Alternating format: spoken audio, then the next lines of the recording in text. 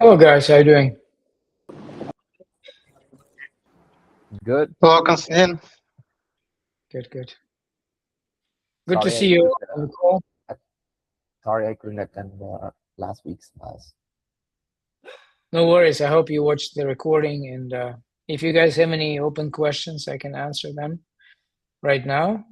But today's topic is third-party risk management, and I prepared some theoretical as well as some practical materials for that. But if you guys have any questions that I can answer for you based on the previous topics that we discussed, I'm happy to do that. Nothing from me. Okay.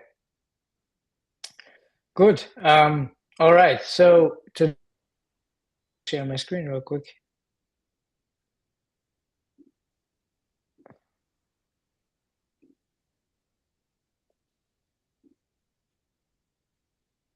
Yeah.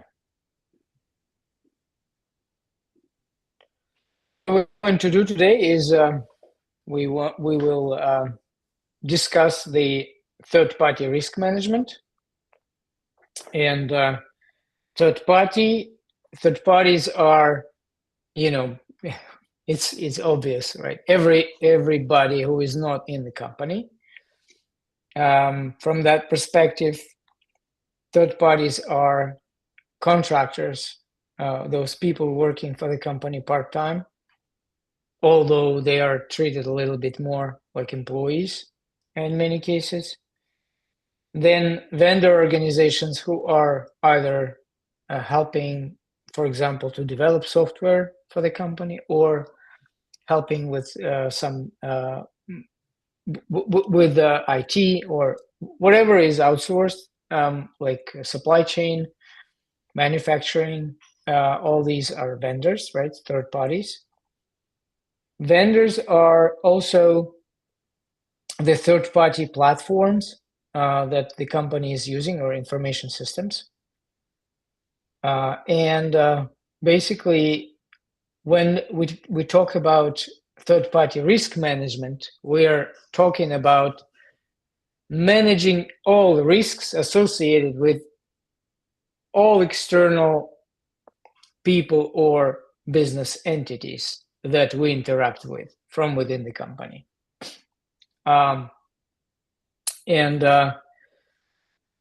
from that perspective, it's important that we, first of all, we categorize those vendors and we understand, what types of vendors, or sorry, we categorize third parties and what type of third parties we interact with, right? And I will share real quick my screen.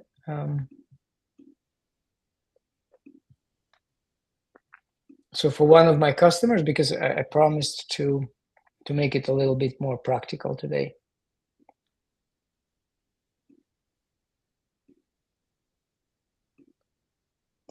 We've come across this categorization.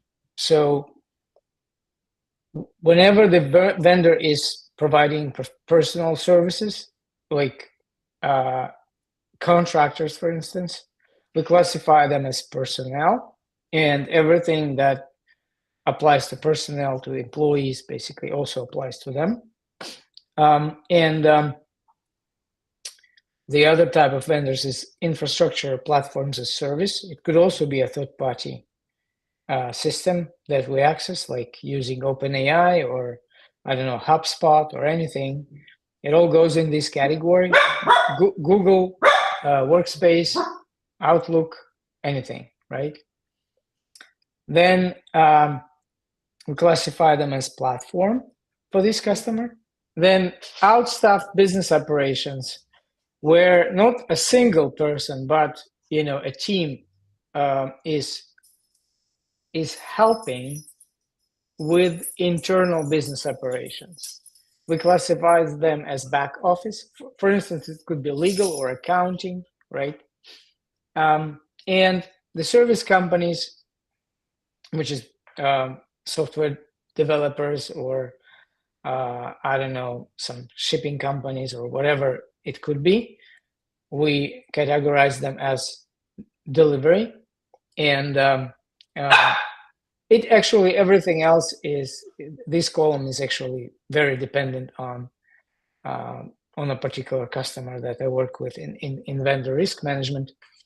So, but for us, it's important to first understand those different categories of vendors, so we can look at each category a little bit separately, but also try to come up with a consolidated framework for managing risks associated with them. Please give me one small second. I need to let my dog out. 1 second.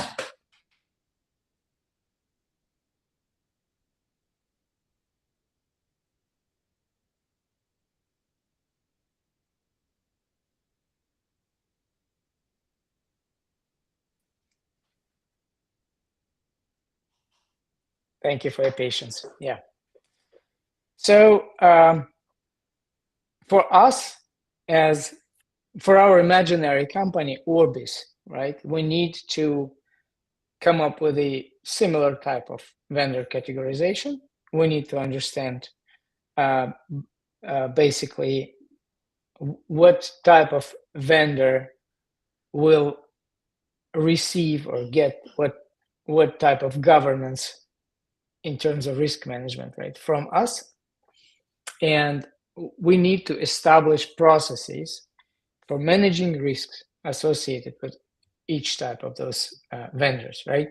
And we will talk about how to organize that based on a particular vendor type. What are the practical ways of doing it? And most importantly, you know, how do we handle, I mean, it's not most importantly, but like on the side, but also a very important aspect is how can we manage risks associated with vendors who have access to our data or our customers' data, right? But in terms of when they are interacting between each other, you know, because it's something that is absolutely not visible from within the organization, is if we have like multiple vendors and they interact with each other and exchange our information or anything, it's not obvious that we should also worry about you know, managing that stuff and controlling this stuff somehow, establishing some governance over it, right? So let's get right into it, and let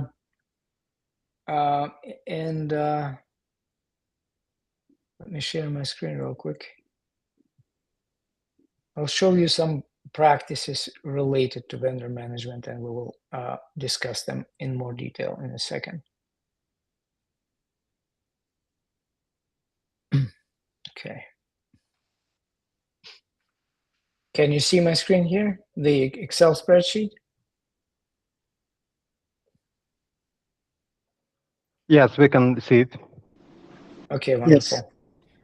So the main thing from the governance perspective about, you know, in terms of how we oversee all the vendor interactions and communication and anything, is to create and maintain a vendor registry. So it's basically should be a list of all vendors that our company works with, right? Then what we already spoke about is to define the types of vendors, to understand how we categorize them internally.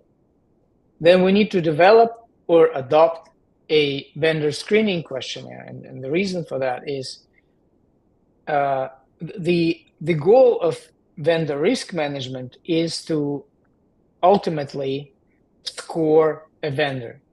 Let's say I subcontract a company doing software development for my business, and I share with them, there are two types of information, like high level, okay, high level, two types of information that I can share with them.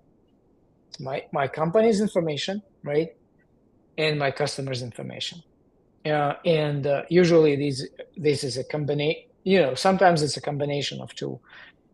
In many cases when it's, it's usually a combination of two. So when I share this information with the vendor, I need to somehow make sure that they will still protect this information. And the rule of thumb here is to select only those vendors who can provide a comparable, or not even comparable, but at least equal protection level of protection for companies and customers' data that we as a company implement inside our organization. So if I don't worry about customer data at all and my company's data at all, I can select whatever vendor I want to work on this data, right? Because I don't care. And it goes back to what is called risk appetite. Risk appetite is a very interesting term. It's a very interesting thing. Some companies are absolutely reckless. They have very high risk appetite. They are basically don't care about their own data and their customers' data. But the majority of the companies in opposite, they have a very low risk appetite, and they don't want to accept risks, especially unnecessary risks, right?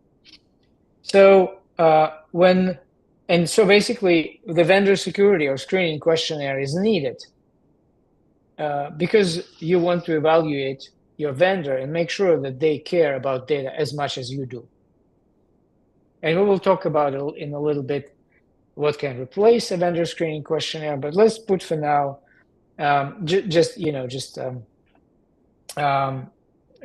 let's take into account that we need some type of screening, right, for the vendor. Then, of course, we need to establish the vendor vetting process. So how do we accept vendors into our company?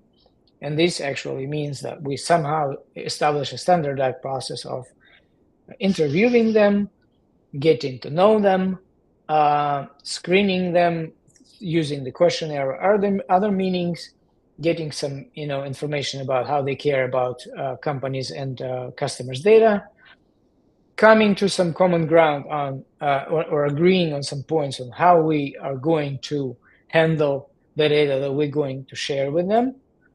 How can they guarantee that it's not be leaked or anything, right? And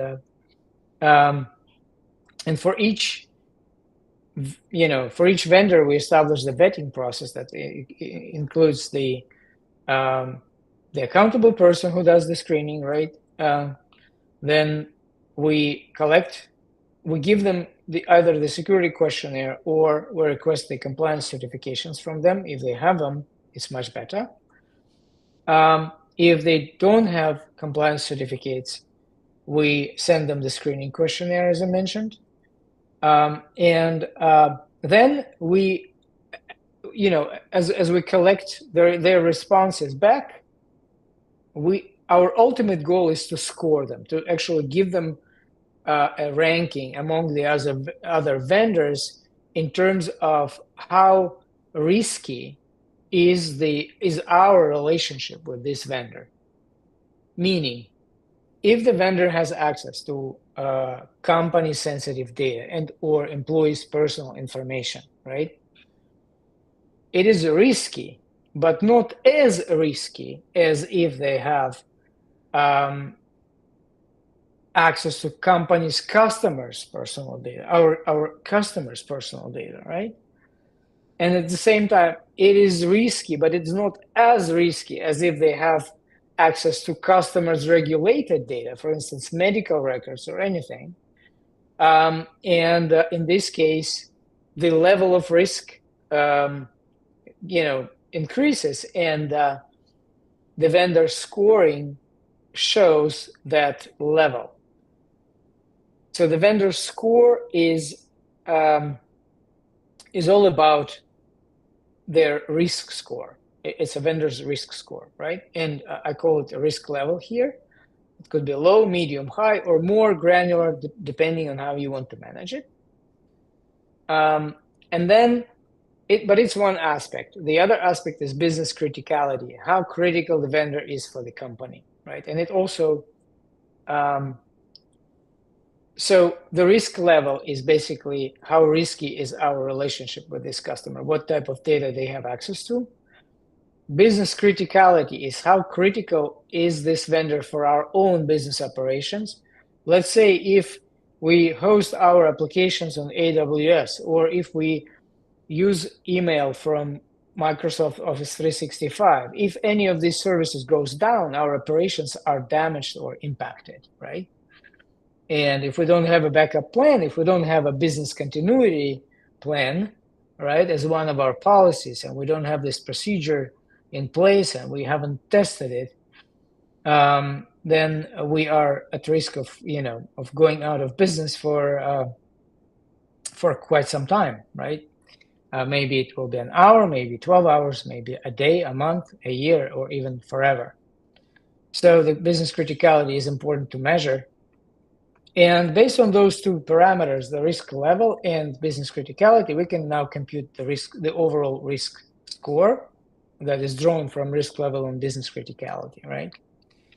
And we need to establish on those vendors who are of high risk score the actual regular procedures for reviewing them.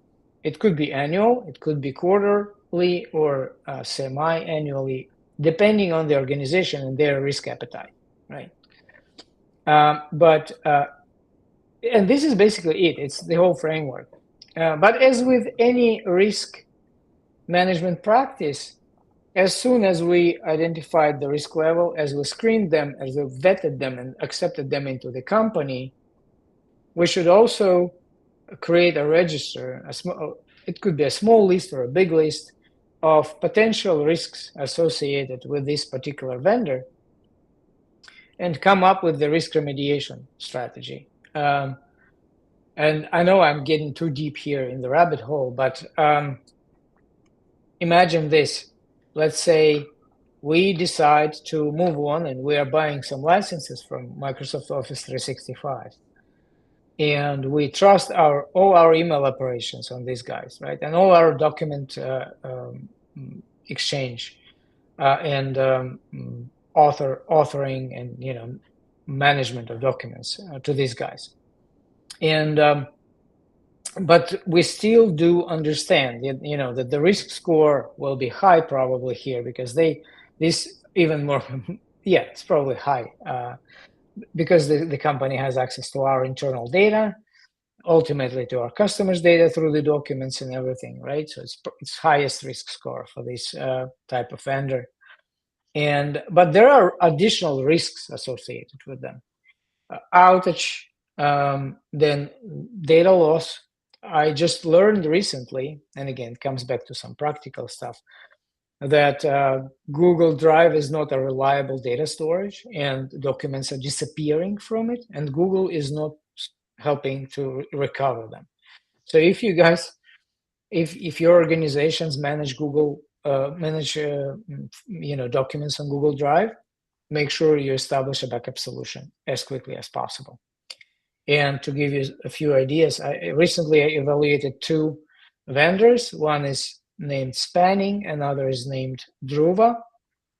They are comparably similarly priced, around $3 a seat a month, and it's quite cheap for this type of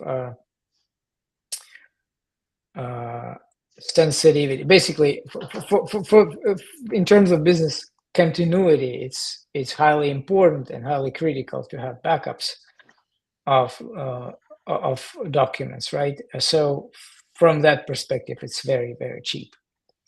But yeah, so these are additional risks, like the data loss, the outage, and stuff. And we need to, alongside with the vendor record, we need to keep the list of those risks. And as we discover more risks, we should not hesitate to put additional risks into that list. And for each risk, we also do some ranking. We try to define the risk criticality, if you will, and categorize them as high, low, or medium risk. And for medium and highs, it's the rule of thumb is to always come up with a mitigation strategy.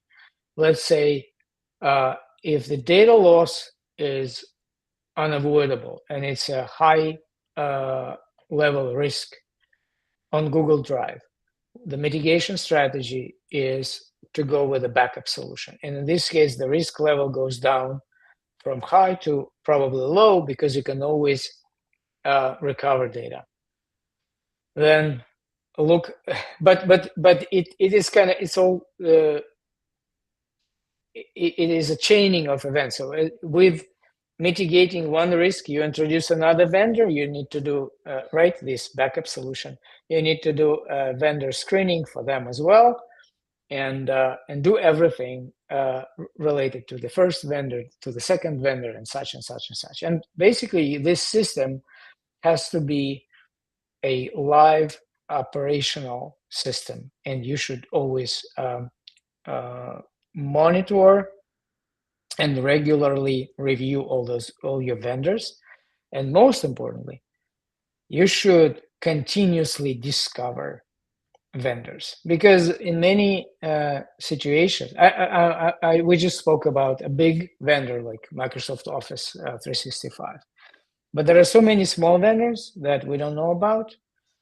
People sign up, create accounts in different systems, they log in, and they do some stuff. They provide some company information there or customer information, not always asking for permission.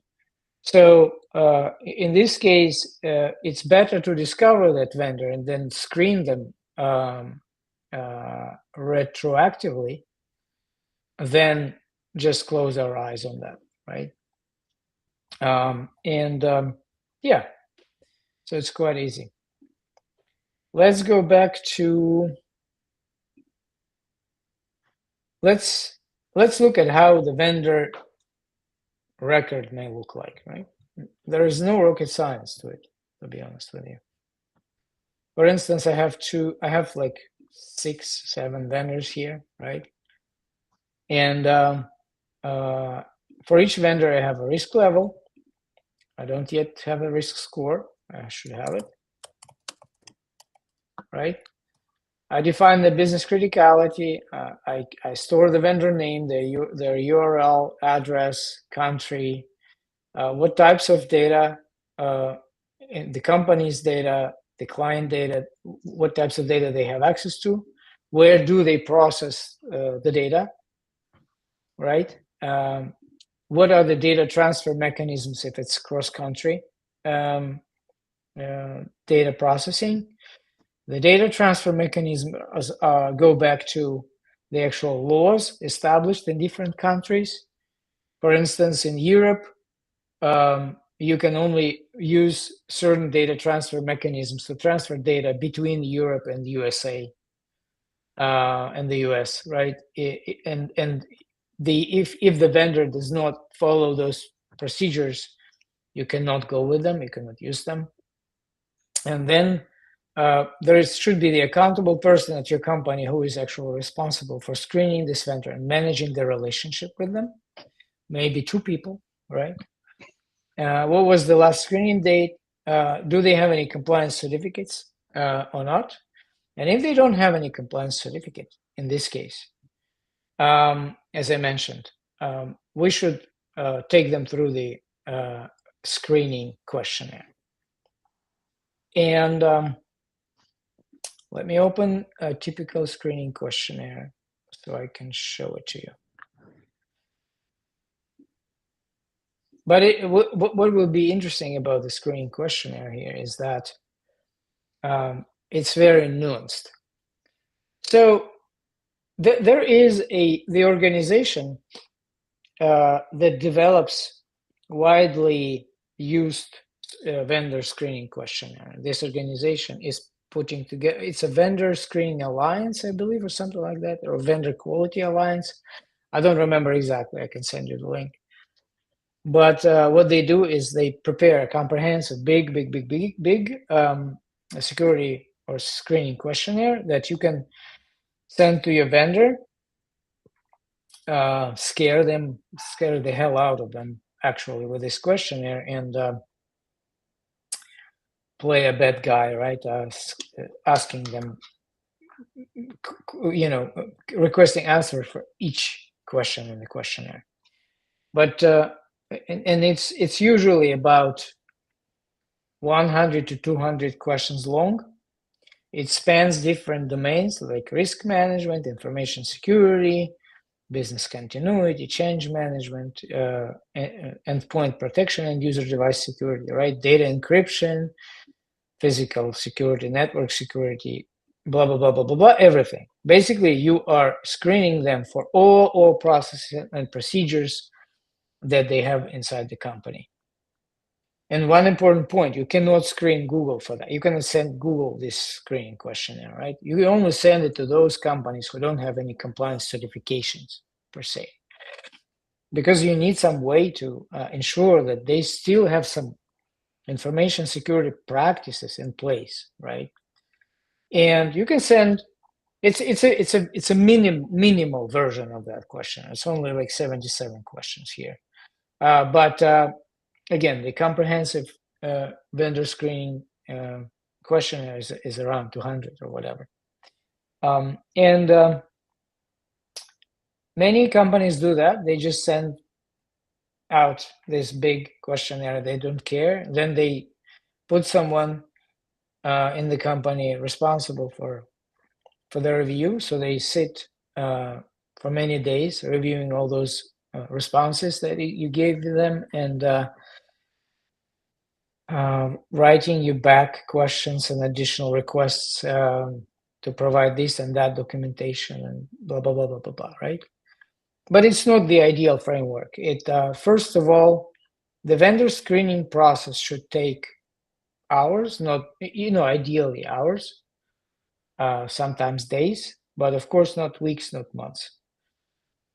I understand that if you're a big organization, like if you're working in regulated environments, like you're a bank or something like that, maybe it's inevitable, like it's unavoidable for you to to send a comprehensive security questionnaire and spend weeks on the first round of vendor security review, right? But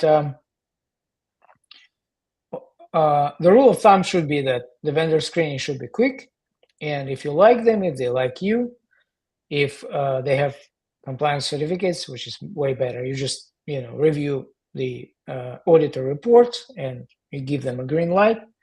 If not, then you come up with a proper framework specialized for that type of vendor, and you give them a small list of questions, the most essential, most vital questions that you want to ask them, and make sure that they answer, and these are the main questions that you are looking the answers for, not the whole thing, and the reason I'm saying that is a third party, if it's a company, of course, if it's a contractor, everything what applies from inside the company applies to them. So you don't have to screen them.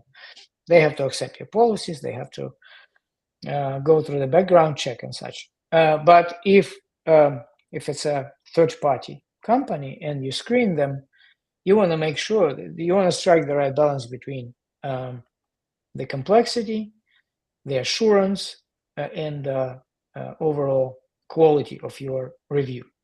And believe it or not, the number of questions that you send them does not speak to the quality of the review, because those questionnaires are mainly prepared for the product companies, those who are building technology products and selling them to you, and they may not be applicable for the service vendors who are doing software development for you. They may not be applicable for manufacturing vendors like at all, because their areas of responsibilities lie in a very different zones, if you will, right? And for instance, network security is less important for manufacturing vendors than workplace safety, for instance, or ensuring that they build things from safe materials, right? So you don't poison your customers with their products. So so it's a different thing, and basically as soon as you categorize vendor type, categorize the vendors that you work with, you can now come back to the security questionnaire. And of course, you can take this big one as a base, as a foundation, right, and go with it. Okay, let me open screening question just a moment.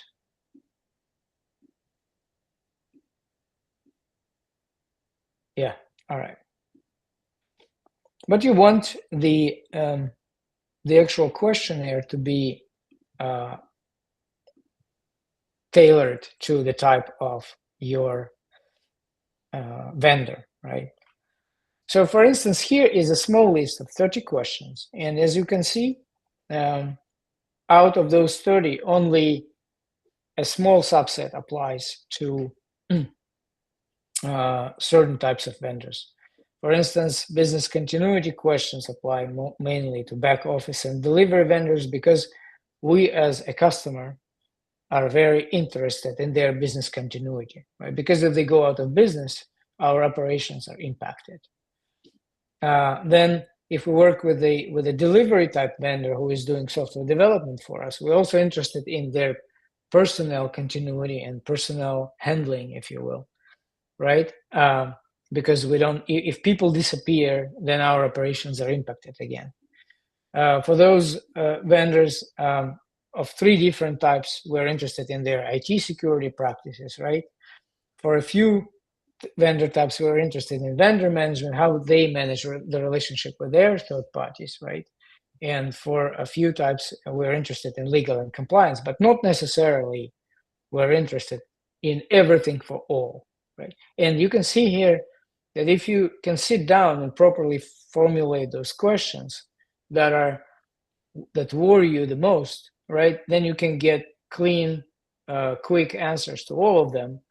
Talk through them with your third party, and then admit them in the organization if you're satisfied with their responses, right, or reject them if you are not, right?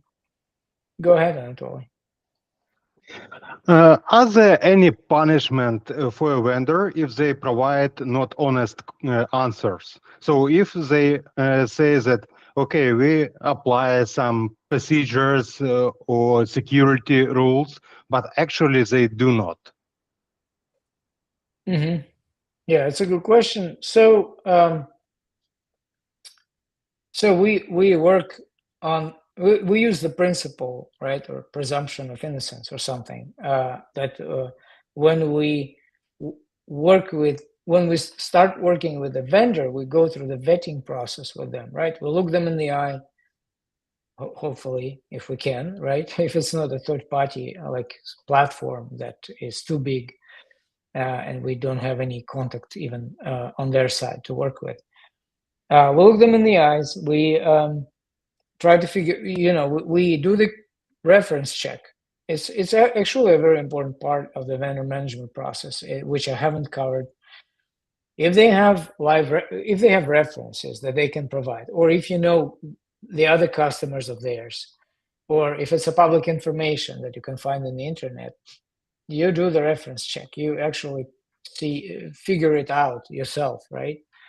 Whether they are trustworthy company to work with or not. And this principle that we follow it assumes that they tell you the truth, first of all, unless there will be later some evidence that they don't. So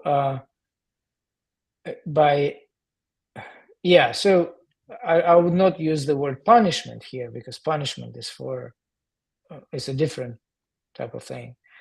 But I'd say there should be some legal action taken, right? And some disciplinary actions or whatever, mainly legal in this case, because we have a relationship with a third-party organization. That if they actually violate rules, or when we find that they provided incorrect, not not honest answers to those questions that we gave them, we can actually take a legal action against them, and this will be resolved in court. And this is the best we can do. It's how the world works, and things are organized. For certain answers, right? So we can ask them for evidence, right away. That Oh yeah.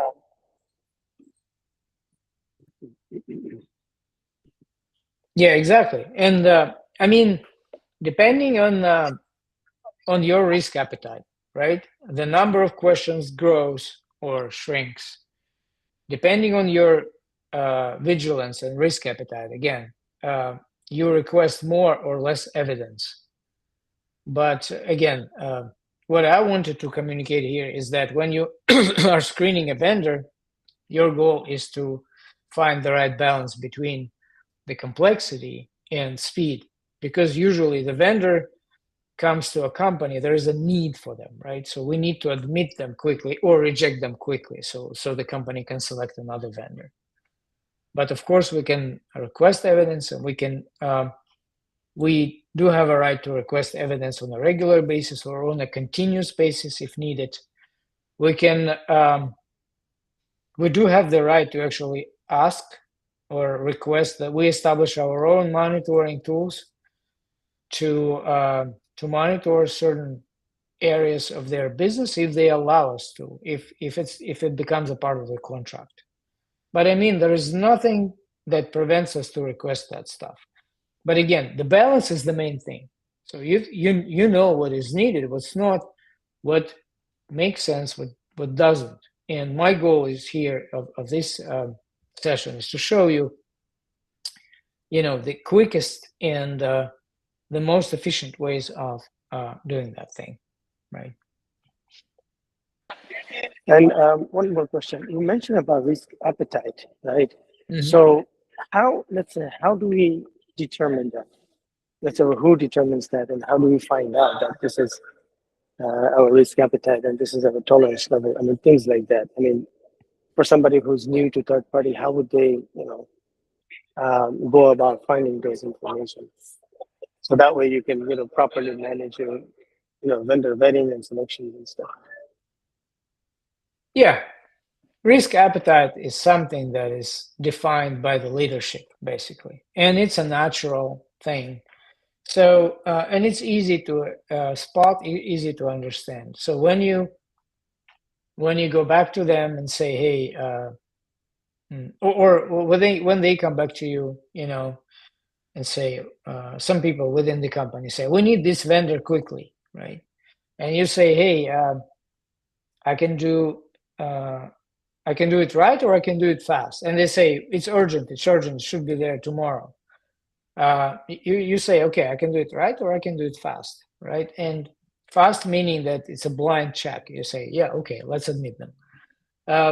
And if people don't want to do it right, and they want it just fast, their risk appetite is quite high, right? And you just have to record that. Okay, you should say there was a the people told me to do it this way, and this guy has told me, and this is actually if you think that it's their own personal risk appetite, then you escalate it to the higher management. They say, hey guys, I feel that something is off here. But but usually people reflect the leadership's point of view at things, and it's easy to spot. From my practice, it's better to insist on more organized way of admitting the vendor, or implementing access control or any other practices within GRC. But you should always adjust. I would say, as a GRC specialist, must provide a reasonable level of pushback until things become a little bit tense. So when there is an obvious tension, then we should find a common ground. And the risk appetite is basically exactly what it's mean, what is meant by that saying. Got it. Thank you. Mm-hmm. Sure. Okay, just a moment.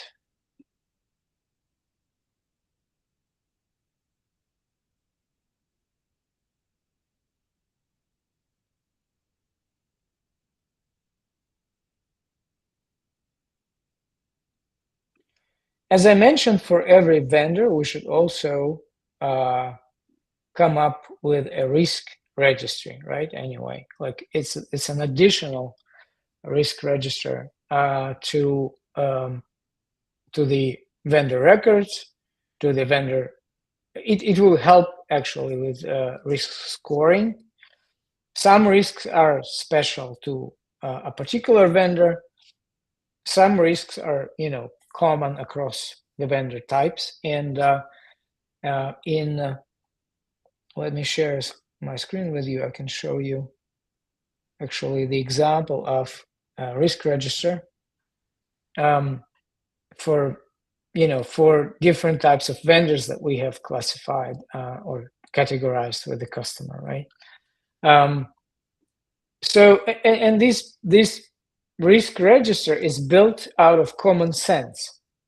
There is no, there are many examples of how you can do that. There are many starting points that you can use, but you're building it out of common sense, knowing your company profile, the company, how company operates, the industry, the specifics, the data sensitivity, because you perform data classification exercises anyway, because you have the data classification policy.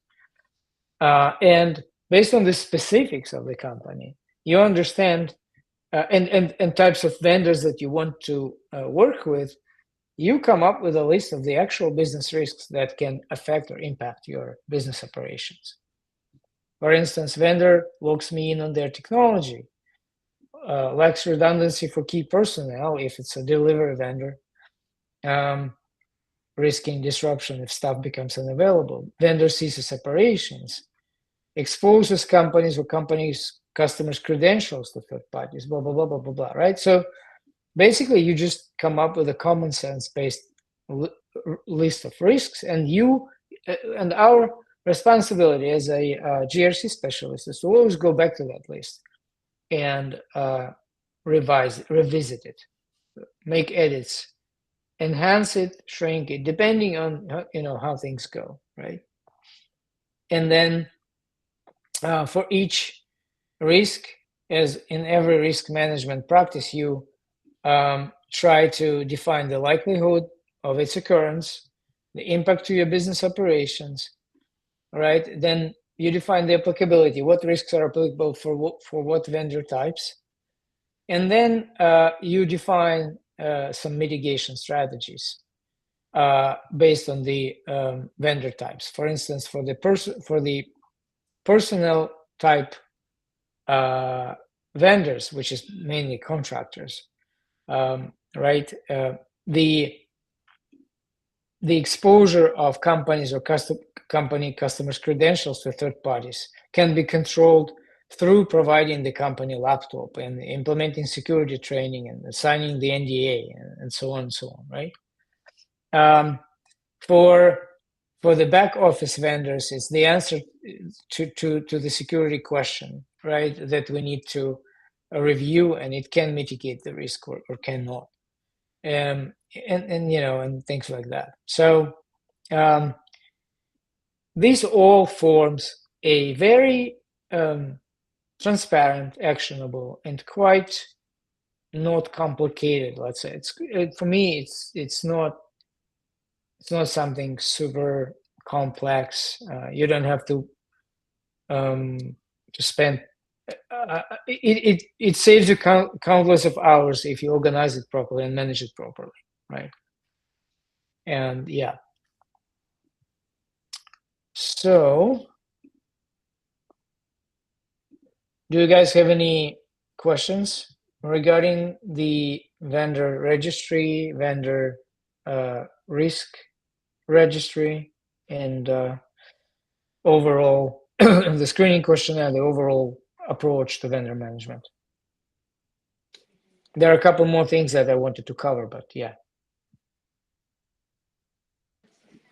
Nothing from me for now. Okay. All right. So let's go back to the high level stuff. So how do we monitor? How do we control? How do we ensure that vendors are not are protecting our information, our company's information, our customers' information properly when communicating between each other with each other? It's a very it looks like it's a complex, and it is a quite complex, challenging question, right? Because we do not control those types of operations. But the simplest way of managing it would be to just ask them, right? And say, hey, when you guys, I would list it as one of the risks, like the common risks associated with all types of vendors. And if I can ask, I will just ask and say, hey guys, how do you do that? If it's a platform type vendor, meaning it's a software, it's easier to track this type of interaction, because you can simply look at what data is being shared between both and how do they handle data. And going back to the vendor screening process, it starts with collecting their compliance certificates. So basically, there should be some compliance information in those reports and those certificates explaining how they can handle the data. So you can make that picture for yourself, right? But for those vendors where you can ask, you ask. For those where you cannot, you need to figure it out. But it's a very important aspect to not miss. It should be governed as well, right? What else? So with every vendor, you are ultimately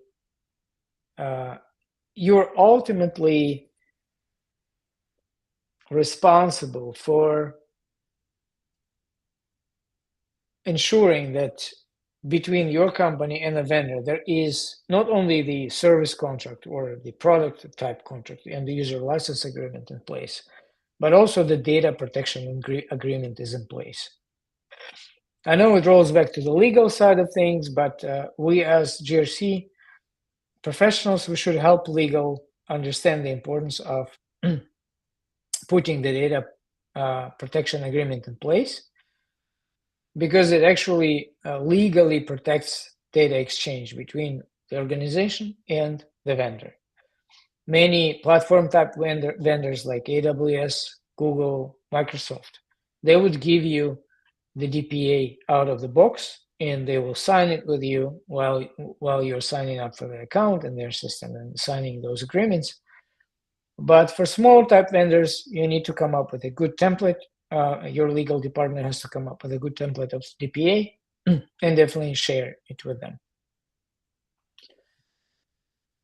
And make sure that it's signed. Okay, so what is the other thing?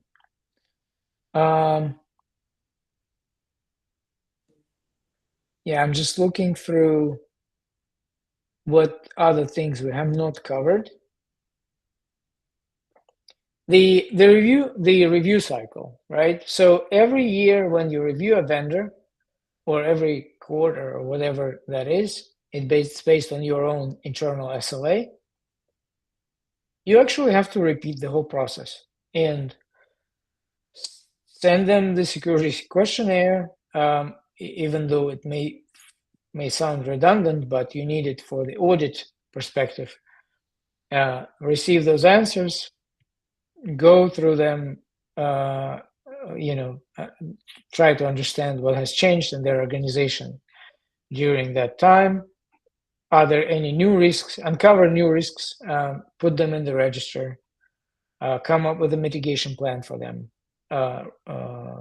categorize them, score them properly, and Basically, if you think that, for instance, the vendor is no longer acceptable, you should communicate it back to your management, and they have to make a decision and change the level of the risk appetite, or agree with you that this vendor is no longer acceptable and start working on replacing them, basically, right? Then the other things to watch for is data breaches and overall hacking, successful hacking attempts. Mainly hacking attempts are all about data breaches, right? Because the data is the important piece. Vendor should generally be very open to notifying you, the organization, within at least 72-hour period of time. Rule of thumb is 24. So when they find out that they have experienced a data breach, they should immediately let you know, right? So you can take actions on that. And it goes both ways, I would say.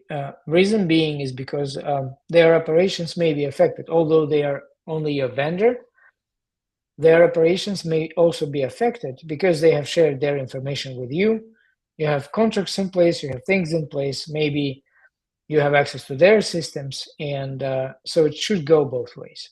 And the data protection agreement should specify the actions taken when the data is breached, and both parties should agree to notify each other, and sometimes to take consolidated efforts in resolving it, or resolving it separately. But awareness, transparency is the most important part here, because you know what to do. You go back, of course, when the vendor notifies you about their data breach, you go back to your customers, you go back to your employees, and work with them on resolving it, because their data was breached. And when your data is breached, the vendor does the same for their side. Yeah, I think this is mainly it, except that we are in the AI era, right? And we need to actually look at vendor management from the AI governance perspective. And again, the challenges are the same and similar as with the AI use inside the organization. Same with the vendors. You have to ensure that the vendors are not supplying your organization data, your customer data, to the AI systems, right? Or if they do that, it is done on within the scope, within the terms of the data protection agreement. Their data processors, basically those systems where they supply your data to, and it should all be regulated and controlled. What else? I would treat the unauthorized use of our company's data or customers' data with the AI systems as data breach, and all basically incident response procedures should be in place right after it happens. And the vendor is responsible for letting us know that they have provided our data or our customer data to a particular third-party AI system if it was not in the DPA and if it was not agreed upon between the parties. And the other thing is, the important thing is, we spoke about the vendor vetting, basically vendor onboarding, vendor annual review cycle. The third part to cover here is the offboarding. It's of the same level of importance as the onboarding and the annual review. When the vendor, you should have a well-established vendor offboarding procedure. What it means, they must return your data. Returning data meaning that they have to delete it on their side and provide you with some type of assurance in the form of a certificate or in writing or anything that is auditable, that they have deleted data. You should revoke their access to your systems within the defined SLAs. And there should be a checklist. The vendor onboarding as well as the vendor offboarding checklist should be present. So you can actually execute it on each vendor at the time when the contract ends. And all procedures must be executed unless there is an exception, which is approved by management.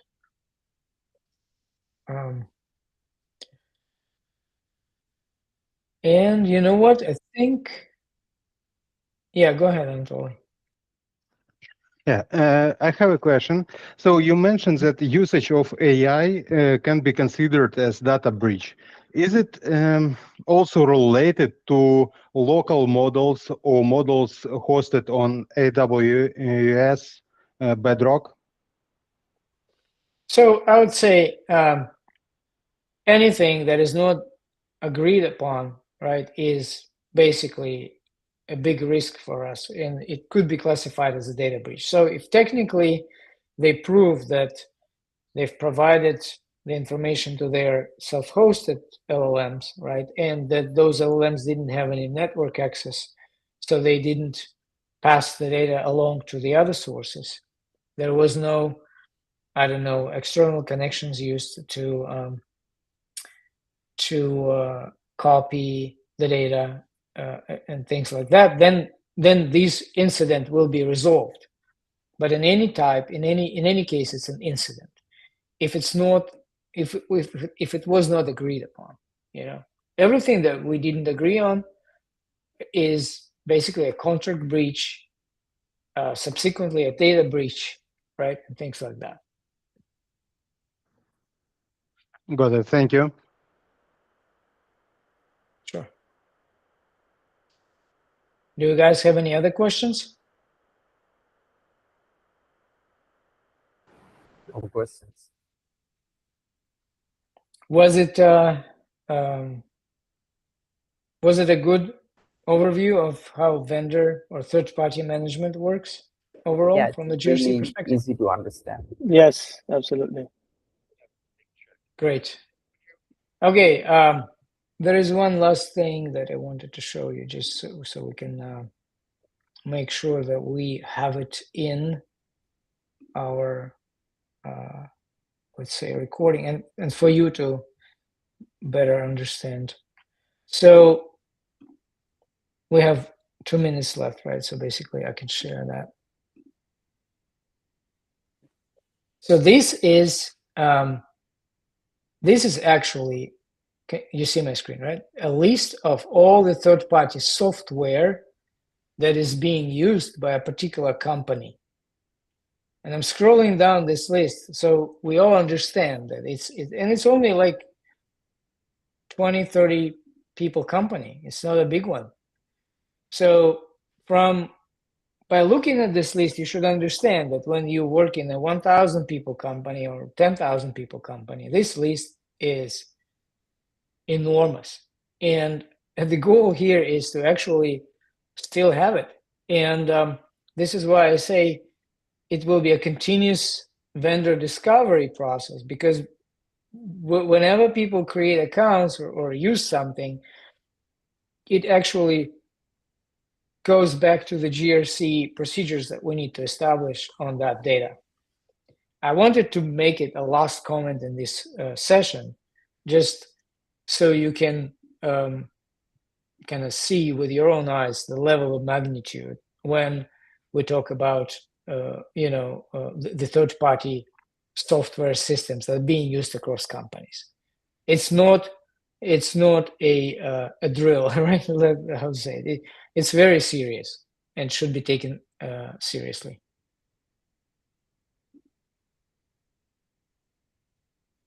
Alrighty, guys, thank you very much for attending. I'm very happy to see you, all of you, and please have a wonderful weekend and keep asking me questions, sending your feedback and whatever topics you want to discuss in Reddit or directly via email or how. I'm very open to all that. Okay? Right. Thank you. Have a good weekend. Thank guys. you. Thank you, guys. Thank you. Have a good weekend. Thank you. Thank you. Bye-bye. Thank you.